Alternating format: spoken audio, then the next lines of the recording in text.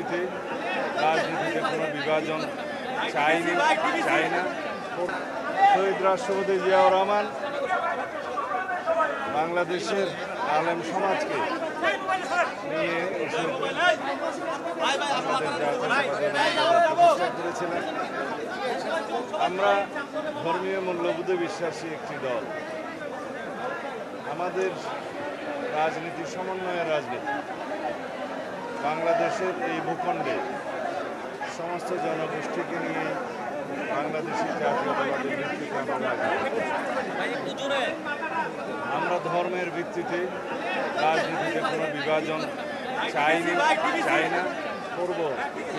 সুতরাং বাংলাদেশের এই ভূখণ্ডের মধ্যে সকল ধর্ম, সকল গোত্রের, সকল ভাষাভাষীর, সকল সংস্কৃতির মানুষকে নিয়ে একটা সমন্বয়ের রাজনীতি বাংলাদেশ জাতীয়তাবাদী দল করে এবং এর অংশ হিসেবে আমরা বাংলাদেশের সকল মানুষকে নিয়ে ঐক্যবদ্ধভাবে একটি সুষ্ঠু গণতান্ত্রিক চর্চা করতে চাই। বিশেষ করে 2024-এর গণ অভ্যুত্থান পরবর্তী সময়ে এই দেশের জনগণের প্রত্যাশা, শহীদের প্রত্যাশা আমরা একটি শক্তিশালী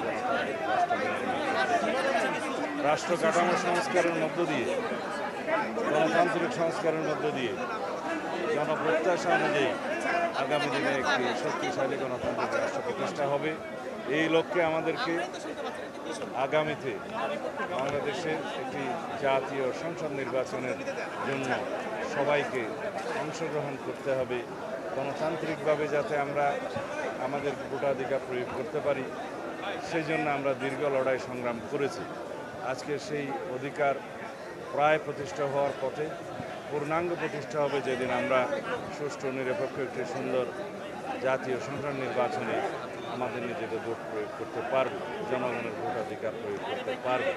সেই জন্যেই আমরা প্রতিনিয়ত সবাইকে আহ্বান জানাচ্ছি, আগামী জাতীয় সংসদ নির্বাচন হবে বাংলাদেশের গণতন্ত্রের পূর্ণাঙ্গ প্রতিষ্ঠার জন্য একটি সফল পরীক্ষা।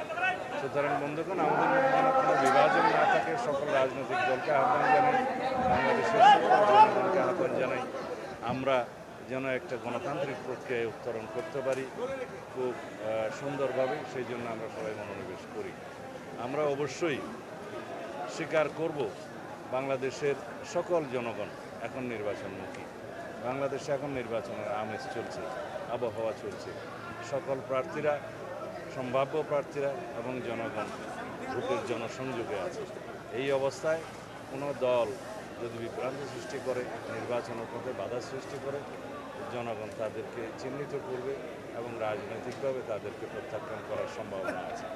ধন্যবাদ। নিউ ইয়র্কে কয়েকটি মানবাধিকার সংস্থার সাথে প্রধান উপদেষ্টার একটি বৈঠক হয়েছে। সেখানে প্রধান উপদেষ্টা বলেছেন যে কিছু আন্তর্জাতিক মহল নির্বাচন বাধাগ্রস্ত করার চেষ্টা করছে এবং দেশে প্রচুর অর্থকড়ি ঢালা হচ্ছে, দেশের ভেতর এবং বাইরে নির্বাচন নিয়ে ষড়যন্ত্র হচ্ছে। আপনার বক্তব্য জানতে চাই। বাংলাদেশে গণতান্ত্রিক উত্তরণের এই যে প্রক্রিয়া, তাতে বাধা সৃষ্টি করার জন্য কেউ ষড়যন্ত্র করছে, সেটা দৃশ্যমান। এখানে আন্তর্জাতিক মহলও থাকতে পারে, দেশি বিদেশি শক্তি সক্রিয়, সেটা আমরা অনুমান করতে পারি। কিন্তু বাংলাদেশের জনগণ এখন ঐক্যবদ্ধ। গণ অভ্যুত্থান পরবর্তী পরিস্থিতিতে বাংলাদেশের জনগণ সংকল্পবদ্ধ।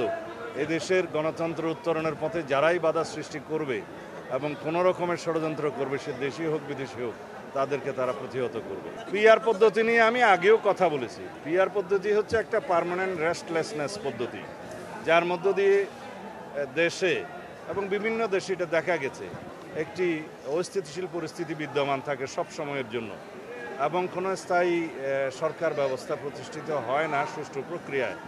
কখনো মেজরিটির ভিত্তিতে সরকার গঠন করা সম্ভব হয় না। একটি ঝুলন্ত পার্লামেন্ট থাকে, অস্থির অবস্থা থাকে। বাংলাদেশের মানুষ পিআর পদ্ধতির বিপক্ষে। একটা জরিপে দেখলাম 56% মানুষ পিআর পদ্ধতির বিরুদ্ধে। কোনো একটা জরিপে দেখলাম কোনো একটা দল বলছে 70% লোক পিআর চায়। যদি 56% লোক পিআর পদ্ধতি নাই বুঝে, তাহলে 70% লোক কীভাবে পিআর পদ্ধতি চায় সেটা আমাদের বুঝে আসে না। আমরা পিআর মানে মনে করি পাবলিক রিলেশন, আমরা পিআর মানে মনে করি জনসংযোগ। এখন সবাই জনসংযোগে আছে, সেই পিআরে আমরা বিশ্বাস করি। যারা প্রপোর্শনাল রিপ্রেজেন্টেশন মানে পার্মানেন্ট রেস্টলেসনেস প্রতিষ্ঠা করতে চায় তারা সফল হবে না। ধন্যবাদ।